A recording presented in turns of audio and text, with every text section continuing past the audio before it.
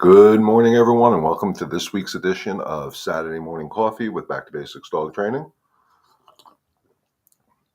For those of you who don't know me, I'm Leon. I'm the owner and trainer here at Back to Basics Dog Training, and each and every week I bring you this live free Q&A session to help you with all your doggy needs. So it's absolutely my pleasure to be here with you guys each and every Saturday.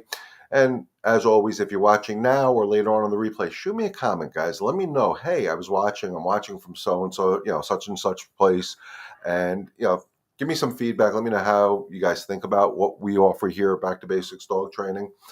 I do want to bring out again, I told you guys in the past that I'm coming up with a new format we experimented with last week.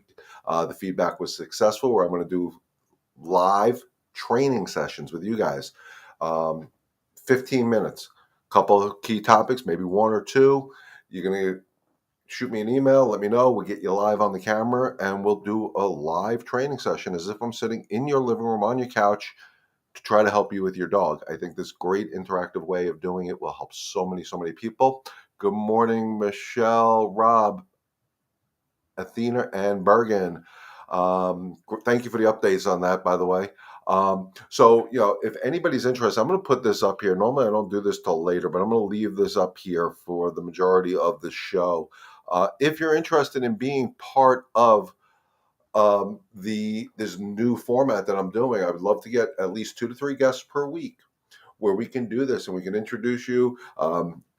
What I'll ask you to do is send me some videos of the behaviors that you want to talk about, and we'll actually show people what's going on. So it's more than just me looking at what's typed over here on the sidebar.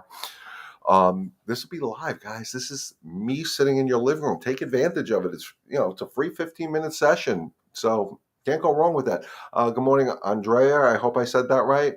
Welcome to the show. As always, I'm going to start off with this week's topic, because this week I do not have a guest because it was hard getting people to do it. So, and part of that guest thing, guys, if you have a neighbor or a friend or relative that's interested in it, Adriana, I'm sorry. If you have a friend, a relative, a guest, somebody that may need that help, give them my contact information over here. Have them reach out to me. Text or email is the best solution.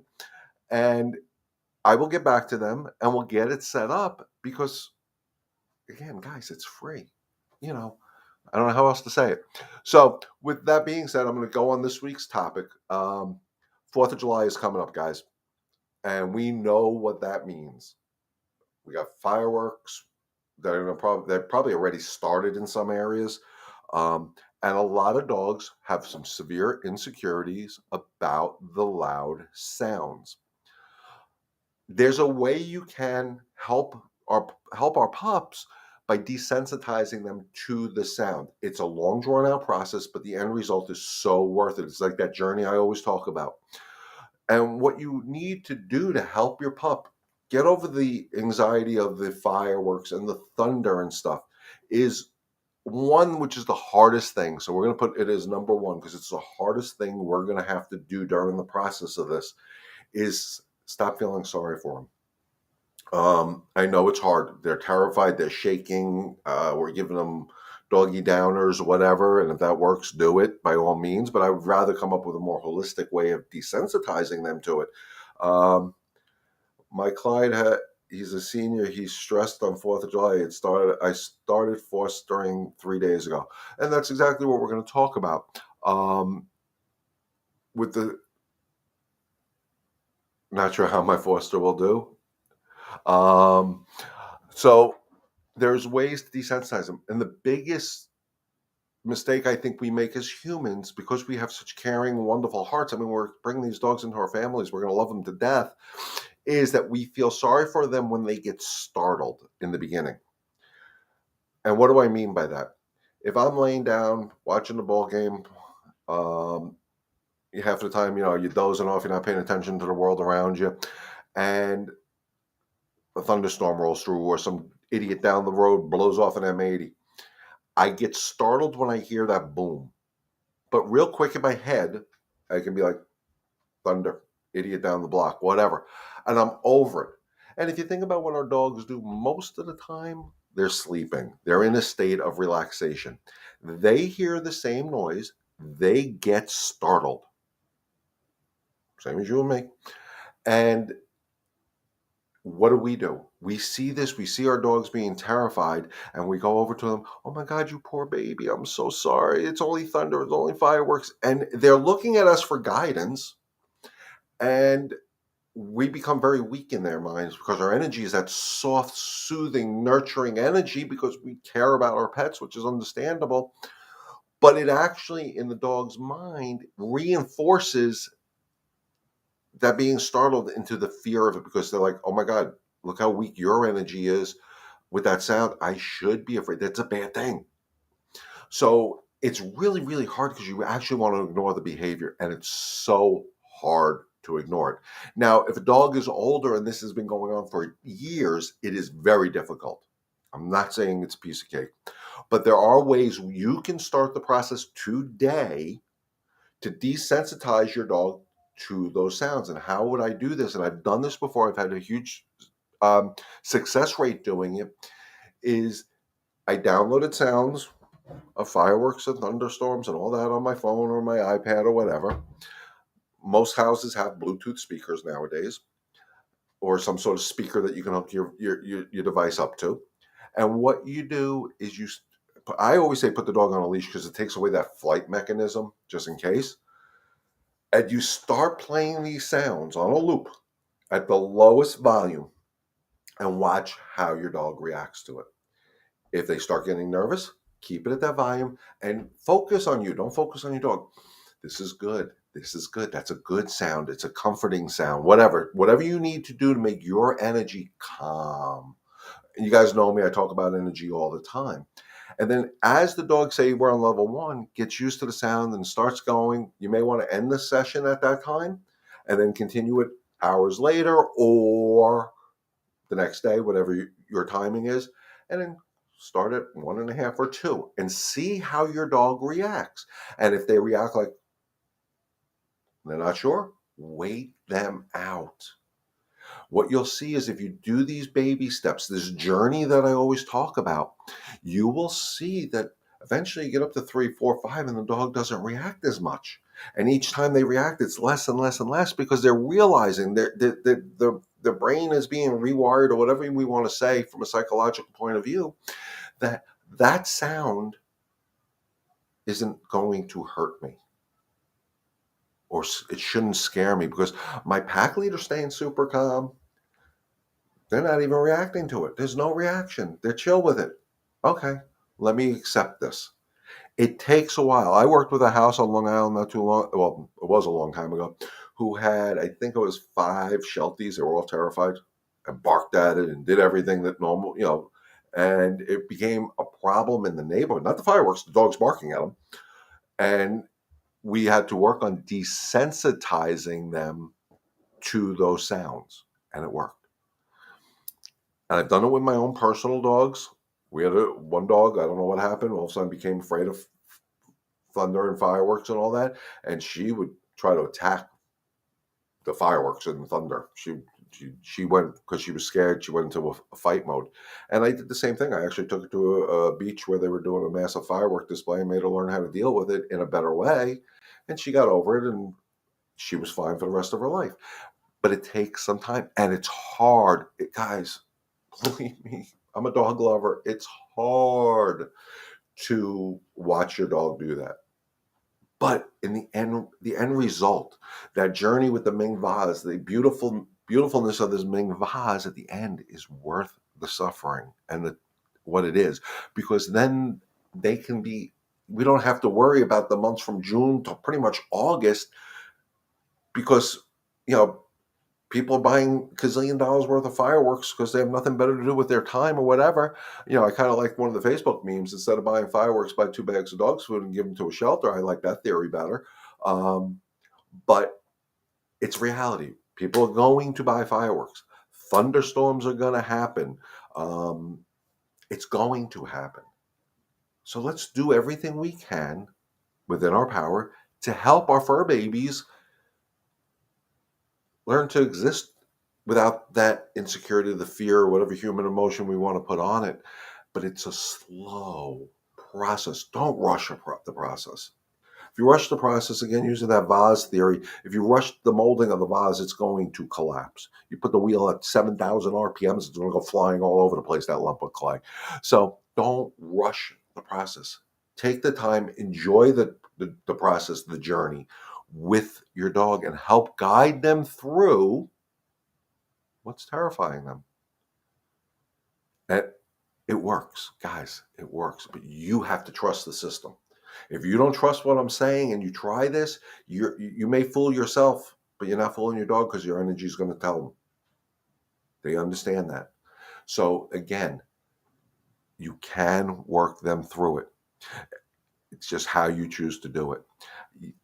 If the dog is an older dog, I would take more time to do the process, because if the dog is 10 years old, it's 10 years maybe of doing this.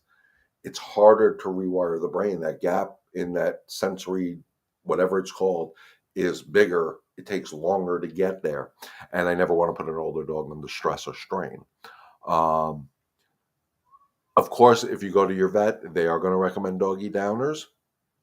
I'm not saying they're a bad thing, but I prefer a more holistic way. And maybe because it's, June, whatever it is today, I don't even know what today's date is. Maybe it's this year you may need the doggy downers, but you can start the process today for next year. Or because now we're in the summer, we get the heat and the thunderstorms in the afternoon, it can help them. Give it a shot if you have a dog that's afraid of it. And of course, anybody who does watch this and tries it and has success or no success, shoot me a comment in this, or shoot me an email or text. Definitely be happy to see it. I would love to know how the process works for you guys. So, Michelle, I know you're watching. You sent me some great pictures and comments on Athena and Bergen getting along. I would love maybe next week to have you as my guest so we can tell people the process that we did, and any questions you have. We can work through it, but how things going, let my viewers know. They seem to me, from everything I've seen, to be getting along fairly well. Let me know in the comments. And anybody who's watching, of course, if there's any questions, put them in the comments. Let me know. I'll answer as best as I can. But I really want to push on this week is working on the fear of these noises. We can help our dogs through it. It is so, so important.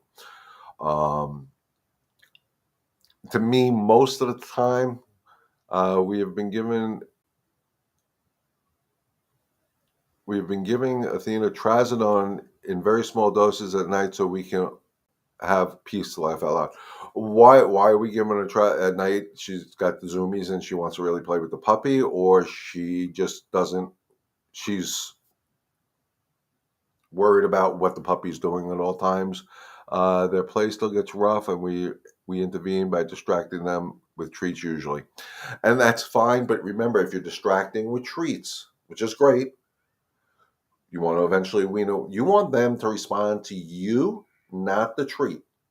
So you can distract them to get the process going with the treat, but eventually you want them to just do it because you said so, not because of the reward. The reward is going to be you're happy. She gets very anxious at night. Okay. So what I would do is, if you need the treats, use the treats, distract them, bring them all the way back down to calm before they get the treat. Don't give them the treat while they're in that excited play state of mind, because you're rewarding the if you give them the treat when they're in an excited play state of mind, you're rewarding the play state of mind, excited state of mind. So you want to wait till they calm down, and eventually, maybe do treats for the first 5 times, and then the 6th time, good, and use the verbal with the energy to make them understand this is what I expect. When I say enough or stop or whatever word you're using when the play gets too rough, that they have to respond not only for the food but for your praise. My issue is being a new foster mom. Yeah, foster failure is a wonderful thing, so don't sweat it. That's why one of the main reasons why when I had my house, I never really fostered because I'd fail. I'd take them all in, and I'd end up with 150 dogs probably. Um, Foster failures to me are successes. Um, but again, even part of fostering, guys, let's talk about it because we talked about fostering, somebody who's fostering. If you're fostering for the sake of fostering, knowing that the dog's going to go eventually to somebody else's home, it's real important to start the training journey in the foster environment. That means mastering the walk. That means setting clear, concise rules, boundaries, and limitations. It means setting your dog, the foster dog, up for success. Um, and it's so important to make the journey of this dog from me as the foster to the next home so we don't get these dogs returned constantly. Because I read it, guys. I'm on Facebook all the time. I'm part of probably about 150 different rescue groups from around the country, and I see it all the time. Dog went dog went to so and so for fostering, went to somebody's home. They couldn't deal with it because the dog wasn't trained properly and came back. Dog goes back, come back, and we end up playing yo-yo with these dogs, and it makes it harder each time that dog is transitioned to another part. It makes it harder because the dog starts getting very, very confused. So it's real important from fostering that we, the fosters, train the dogs, help the training journey. And then they can talk to the potential adopters saying, okay, this is what we've done. We've had huge success. Maintain it. And then they have a happy life together. And that's the end. That's what we're looking for. That's why I do this. I want the dogs to be happy and healthy and balanced. But in turn, that makes you guys happy, healthy, and balanced. So it's a win-win. But it starts at fostering. So I know I go off on tangents. And decompression is huge. Michelle says Bergen is a pup and is not that great motivated, treat motivated. She won't come in the house when we call her. Any way to do it without luring her with peanut butter? Yeah, well, the come command is guys, let's talk about basic obedience for a second. Basic obedience is really great. It is. I'm not going to say it's not. I'm not a huge if the dog sits on command, I could care less type of routine. What I care about is that the dog knows how to listen. So the most important basic obedience command in the world of back to basics dog training is the come command, the recall. And you cannot expect a puppy to come to you unless you have a leash. There's no way in hell. I shouldn't say it. 99% of the time, there's no way in hell. So what you have to do is condition them to hear that word come, hear whatever sound you're going to use, what it means, and it is the best things in the creation of mankind for the dog because that saves their lives. They get out, God forbid, the front door, Bergen, come, and she comes right back to you. Win-win. So how do you do that? You start with your 6-foot leash. She's walking. She gets ahead of you. Bergen, come. You use a little bit of leash pressure to guide her to you, and you make it. Bergen, come, yay! And she comes back to you. Good girl, good girl. And I do recommend using treats for the come command. High value treats, not training treats, not milk bones, boiled chicken, cheese, low sodium hot dogs, peanut butter if that's something that motivates her. Find something but you only use it for certain commands. Don't just give these treats for sit, which is a pretty basic of basics. Use it for what you consider important. So where I use the high value treats is the come command, definitely. Potty training, definitely. If I need to use a place command, the place command. Those are the 3 most important things to me. So those I use high value treats. So what you do is you start off on your 6-foot leash. You let her get 6 feet ahead of you. You call, Bergen, come, give her a treat. Yay, praise her, rub her ears, do whatever. Watch your excitement level because you don't want to make it too exciting. But you want her to know it is the best thing in the world. This is like, I don't know, I can't, going to a exclusive island that you have to yourself with the full staff to take care of you, every need, every food you like, every drink you like. You don't have to do anything. They take care of everything, and you're there. That's what it's got to feel like. That type of, oh my God, this is the best thing. Mom and dad are so happy I came back. And then eventually, from the 6 foot leash, maybe put 2 6 foot leash together. Go buy a training lead. They go from 15 feet up to 100 feet. And my theory is, depending on the size of your own yard, you want to be basically get from one point of your yard, dog staying, you call, they come that quick. And it should happen, but you got to take time. I'll tell you now, I got Zoe at 8 weeks old. She had the parvo scare, so I didn't start her training probably till she was about 10, 11 weeks old. The main thing I focused on her from the time she was this big was, one, master the walk with her. The second thing I focused on was recall. I didn't worry about the sit. I didn't even worry about the stay at that time because I don't use stay with her a lot. I didn't worry about giving me your paw. I worried about mastering the walk and the recall. And I focused on that probably for 2 months straight. Every day we worked on it 2-3 times a day. Her recall is bulletproof because it's that important. Take the time, do it right. I know she has to decompress. Absolutely. I've had her 3 days. She growls when we walk by her and goes after my Clyde. Okay, so you have to give her time to decompress. I totally agree. Decompression can take anywhere from, usually I think the rule of thumb is 2 weeks. It could take 6 months. There is no rule of thumb on decompression.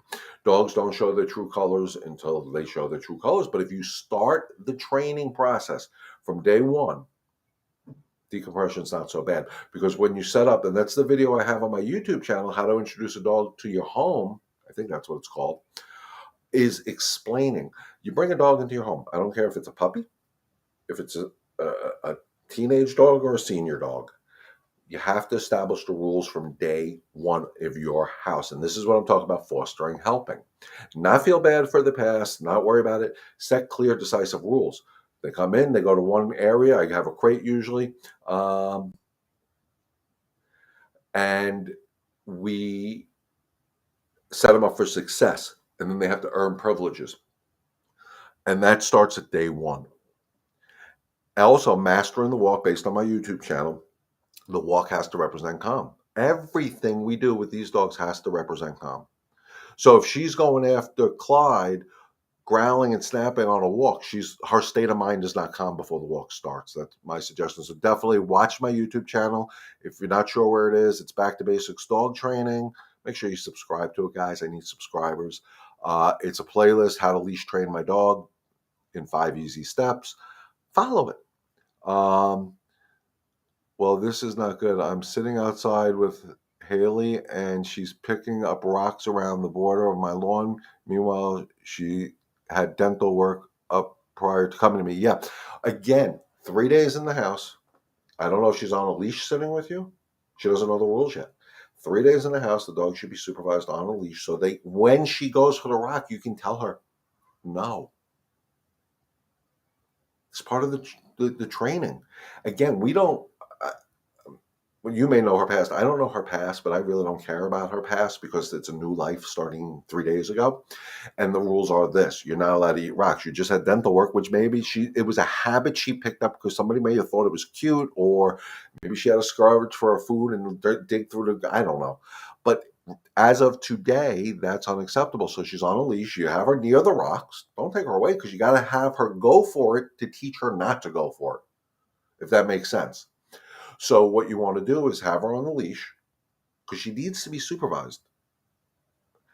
And when she goes for the rock, gentle pop of the leash with a very firm no pay, whatever discipline sound you want to use. And you do it consistently till she can walk past the rocks and say, I ain't going near those things. That sucks. But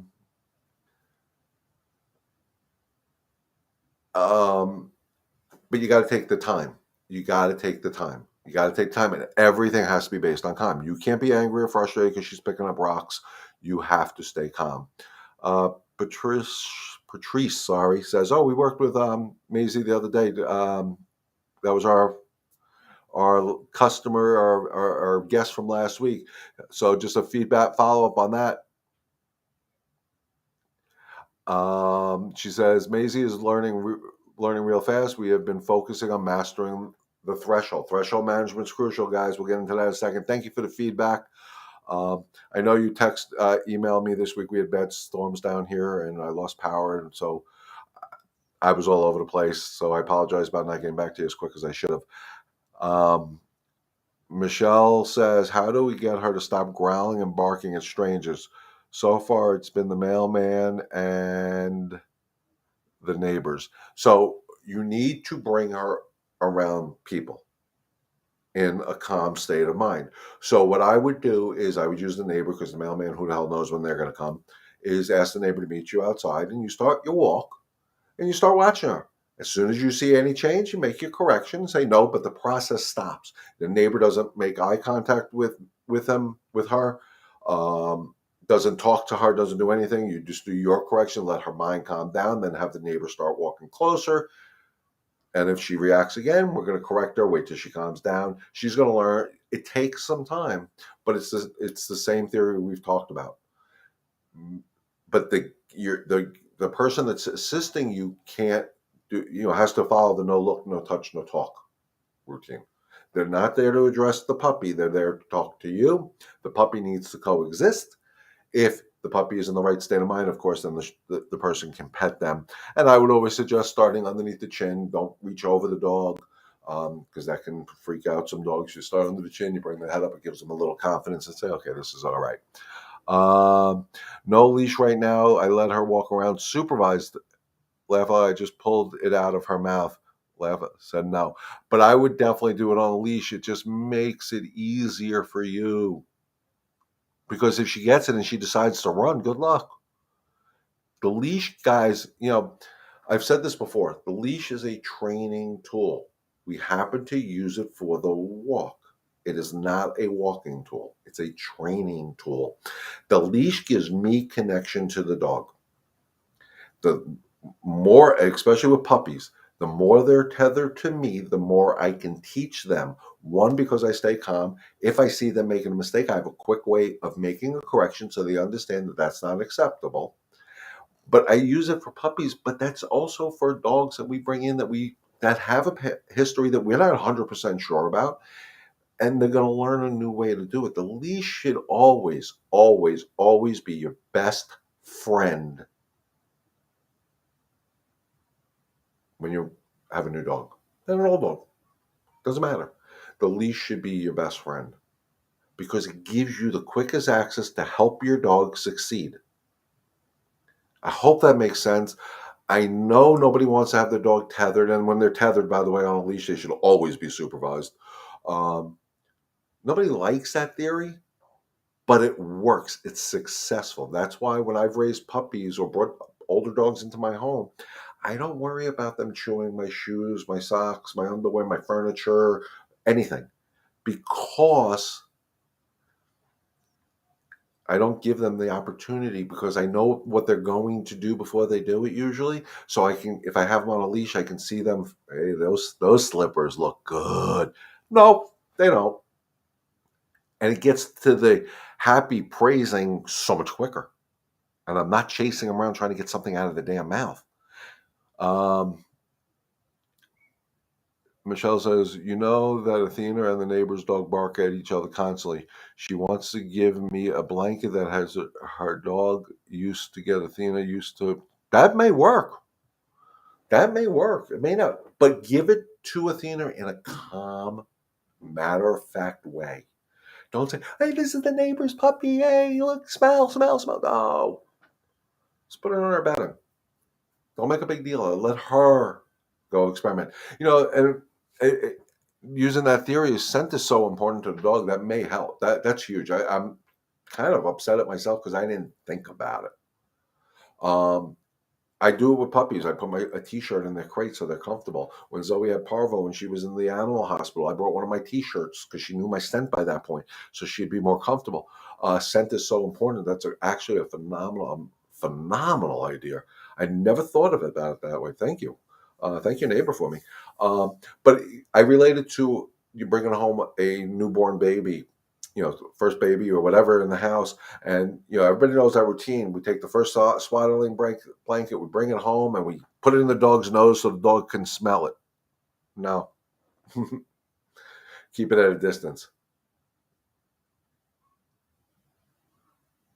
Um, you keep the smells at a distance, and you don't make those smells of, and I'm using a newborn baby as an excited thing, because we don't want the dog to associate the smell of the new baby um, with, love you guys too, with excitement. I'm sorry, I lost my words for a second there. So if we come home from the hospital with the swaddling, look at this, is your new brother or sister? Yeah, yeah, yeah, yeah, yeah. That smell will represent the excitement. And then the baby comes home and we're holding it, and the dog, oh, that's excitement, and jumps. Then we mad at our dog. So guys, chill. Beautiful idea with the blanket. I would do the same thing. Bring it by, let her smell, put it in her bed, let her get used to it, and do the experiment. See what happens.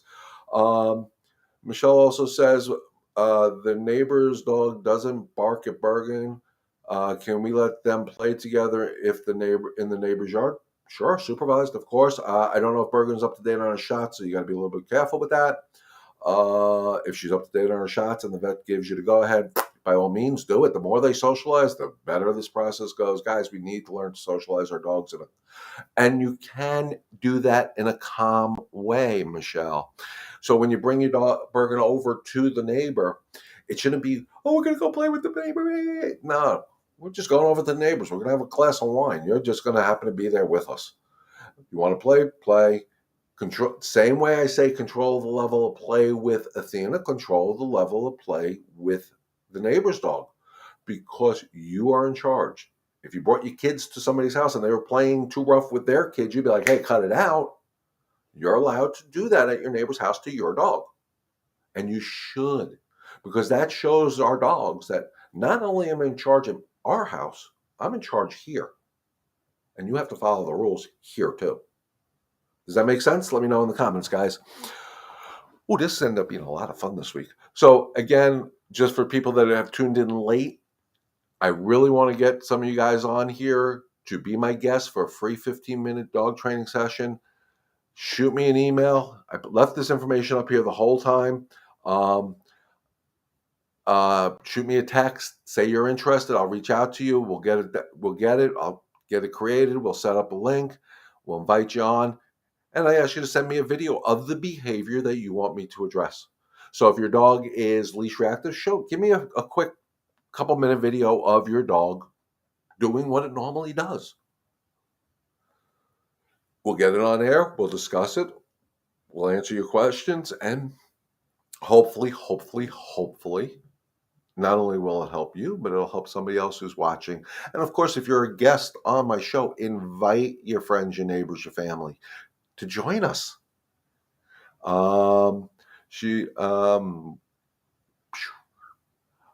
on, I got to get caught up here a little bit, guys. Also, she won't go by my husband at all. She growls and shows teeth. He's retired and works part-time, but if she's not going near him, I don't think it will work out. Don't rush the process. Again, we're not sure of her past. She may have been beat by a man. Who the hell knows?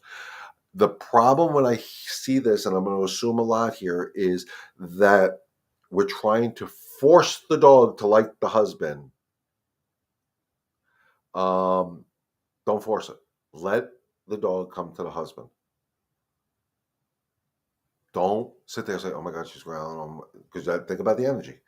He shouldn't approach the dog. The dog is communicating. Showing teeth and growling is communication, guys. Doesn't mean they're aggressive. It doesn't mean they're going to attack. They're telling us something. Are we listening? So if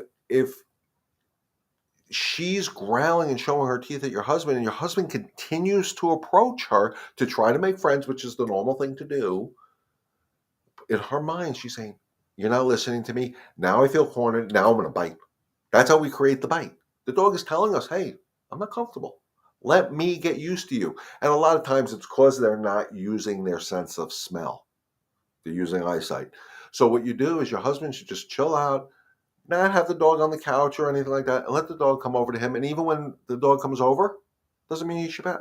Let the dog just Start smelling him. Oh, he's a nice guy, but don't even think of it. Dog comes by and start smelling him. Just go about your normal business. Don't put so much onus on it because your energy is going to make or break the situation. So again, I hope that helps. When Burger goes under the couch, they both get very aggressive. Should we block off the? Yeah, absolutely. Guys, remember, dogs are den animals. They're going to protect their den. They get underneath furniture. A lot of fights happen that way. So if you have to block it off, but also, again, if you're using a leash in the home, she tries to go underneath the couch, you should be saying no. Making sure Athena is not there to help you in that matter. And make that off limits. She's not allowed. It's a threshold. It's no different than a threshold. The threshold happens to be under the couch, not the door this time. You're not allowed there unless I say it's okay. And I'm never going to say it's okay because eventually she's going to be too big to go underneath there anyway. If she's not already, I'm surprised she can fit there. But train her, that's unacceptable. So you avoid the problem.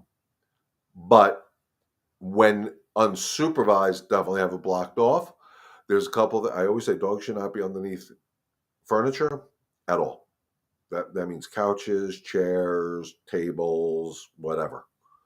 It gives them a sense of security, and I understand that. But if you have multiple dogs in the house, it can come. I have to protect my den, and you never want that in your home because it's not their den; it's yours. So I hope that makes sense. Guys, this was a great week. Thank you for any of the guys that are watching. I think tomorrow's Father's Day. Happy Father's Day to everybody. Anybody watching on the replay, of course. We'll be again live next week. I would love to get some of these these training sessions going, guys. So I'm hoping people are reaching out to me. Again, text me at 631-514-9128. Email me at info@backtobase6 with the S, dogtraining.com.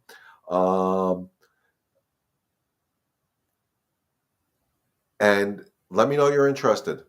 We'll get it worked out. My goal is, like I said, 3 of them, 2 to 3 a week, every week, 15 minutes. Boom, we answer your questions. We have a video of your dog showing the behavior so people see it. We're a visual world, and it's better than me just talking to a screen. I'm talking to a human. I mean, I'm talking to humans too, but you don't have to type. You can actually ask. And let's help these dogs. So, we can live up to my goal of, where the heck is it? There it is. Together, we can help one dog and one family at a time. It's so important to me, guys. You have no idea how important it is. Michelle, if you want to be part of this next week, let me know. Shoot me a text or an email. I'm going to say your name wrong again, Andrea and Adriana. If you want to be part of it, shoot me a text, shoot me an email, Facebook message me, whatever way you have to. Let me know. We'll get you on air, live and in living color. But with that being said, guys, we're at about a 40-minute mark, so we're going to start wrapping this up. As always, thank you for inviting me into your home each and every Saturday morning. It is truly an honor to be here and a privilege and a pleasure to give you this format, and hopefully the new format will be even more exciting for you guys. As always, stay healthy, stay safe, God bless, and remember, together we can help one dog and one family at a time. Enjoy your weekend, guys. We'll see you next week.